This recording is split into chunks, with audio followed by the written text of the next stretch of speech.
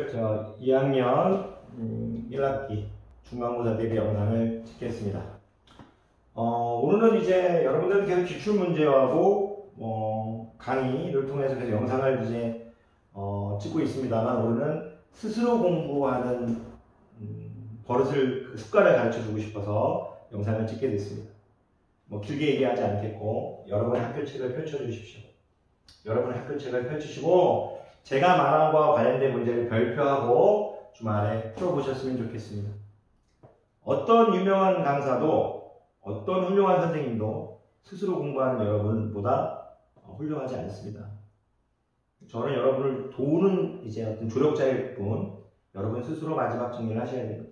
그렇다고 해서 다음 주부터 다시 시험 대비를 안 한다는 건 아닙니다. 다음 주 월요일부터 다시 시험 대비를 더 열심히 촬영해서 여러분께 이제 올려드리겠습니다.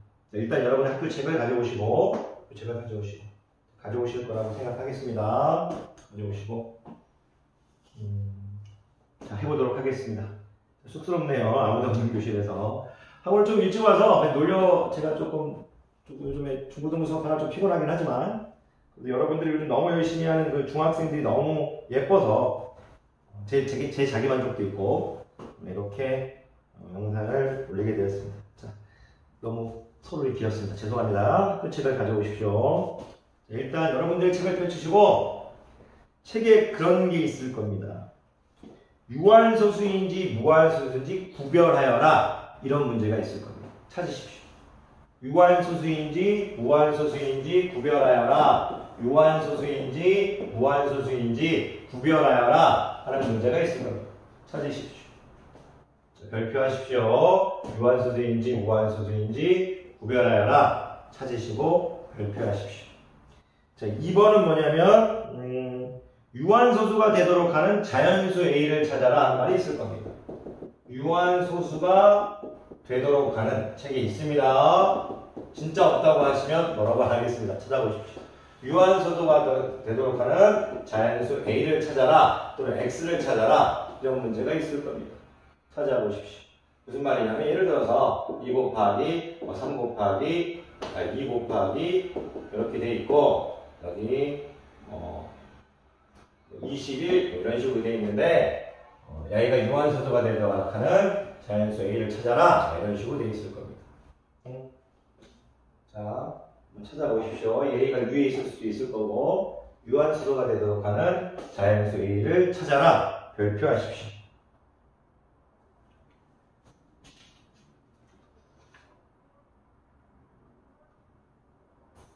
자, 그리고 한번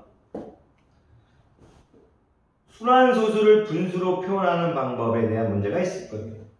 별표하십시오. 순환소수 파트로 와서 순환소수를 분수로 표현하는 방법, 요와 관련된 문제가 있을 겁니다. 순환소수를 분수로 표현하는 방법, 요와 관련된 문제가 있을 겁니다. 순환소수를 분수로 표현하세요. 이런 부분 별표하십시오. 별표하십시오. 그리고 순환소수의 대소관계를 물어보는 문제가 있을 겁니다. 순환소수의 대소관계, 누가 크냐? 별표하십시오. 순환소수의 대소관계, 여기도 0.47, 35, 점 찍어져 있고, 야이가 있는데, 야이는 0.473, 이런 식으로 해가지고 돼 있거나, 야이가 분수로 돼 있거나. 네, 표시하십시오. 순환소수의 대소관계를 물어보는 문제가 있을 겁니다. 별표하십시오. 자, 그리고 순환소수의 사칙계산 문제가 있을 겁니다. 순환소수의 사칙계산. 순환소수끼리 더하고 빼고 연산하는 겁니다. 곱하고. 순환소수의 사칙계산 문제가 있을 겁니다. 별표하십시오. 순환소수의 사칙계산 문제가 있을 겁니다. 별표하십시오. 자, 이제 중요합니다. 이제. 뭐가 중요하냐면, 이제 분명히 모든 책에 이런 문제가 있을 겁니다. 누구는 어떤 기하분수를 잘못 보아서, 누구는 어떤 기하분수를 분모를 잘못 보아서 분자를 잘못 보아서, 그러니까 어떤 기하분수를 분모를 잘못 보아서 또는 분자를 잘못 보아서 잘못 보았다 유형이 있을 겁니다. 무조건 있을 겁니다. 별표하십시오. 잘못 보았던 유형 별표하십시오. 자, 그리고 주기성 문제를 별표하십시오. 순환마디에 순환수수가 2.4837 이렇게 되어 있는데 100번째 자리에 누가 나오느냐? 순환수수의 주기성 문제가 있을 겁니다. 분명히 별표하십시오. 주기성 문제가 있습니다. 별표하십시오. 지수법칙 페이지로 가십시오. 지수법칙 페이지로 가십시오. 지수법칙 페이지로 가십시오. 지수법칙 페이지 문제 아무거나 5문제 별표하십시오. 그냥 지수법칙에 가서 분배법칙 있을 거고 덧셈 법칙 있을 거고 뺄셈 법칙 있을 거고 그런 거 신경 쓰지 마시고 지수 법칙 가가지고 별표하십시오. 5문제 아무거나 별표하십시오. 지수의 덧셈, 지수의 곱셈, 지수의 뺄셈, 지수의 분배 간 다음에 관련 문제 5개만 아무거나 별표하십시오. 지수 법칙 가서 그리고 다항식의 곱셈과 나눗셈으로 가십시오. 다항식의 곱셈과 나눗셈으로 가십시오. 그리고 다항식의 곱셈과 나눗셈으로 가십시오. 그냥 간 다음에 아무거나 좋으니까 3개씩만 별표하십시오. 2개씩 해도 뭐라고 하지 않겠습니다. 그냥 별표하십시오. 별표하십시오. 그리고 다항식의 덧셈과 뺄셈 가십시오. 덧셈과 뺄셈. 다항식의 덧셈과 뺄셈 가십시오. 덧셈과 뺄셈 가십시오. 별표하십시오. 한 3문제 그냥 별표하시면 됩니다.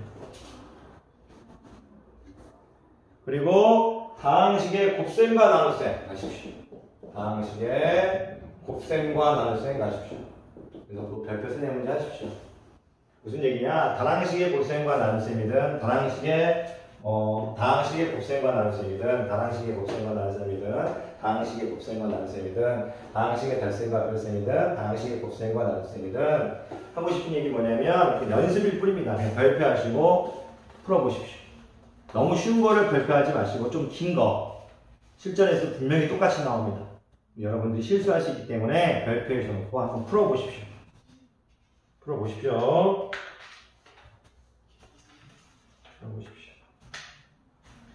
그리고 여러분들이 이제 가셔야 될 건 부등식으로 가십시오. 부등식으로 가십시오.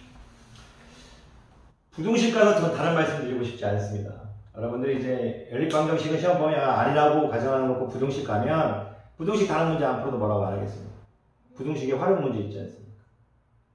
그게 시험 범위라면 애들이 그 부분에서 시험의 어떤 상위권과 중상위권이 결정될 겁니다. 부등식의 활용 문제, 제일 어려워 보이는 문제 5개에서 10개 정도 별표하신 다음에 풀어보시면 될 거라고 봅니다. 그렇게 하시면 여러분들이 이제까지 배웠던 책 한 권을 그래도 다 풀어보진 않은 거지만 싹 훑어본 겁니다. 무엇이 모르는지 알게 되고 심리적으로 안정감을 찾게 됩니다. 여러분들이 별표하셔가지고 꼭 풀어보시길 바랍니다. 도움이 되었으면 합니다. 도움이 안 되었어도 제 나름의 만족감을 찾아가겠고 한 명이라도 도움이 되었다면 다음에도 이런 이벤트적인 작은 영상도 계속 올려나가겠습니다. 자, 수고하셨습니다.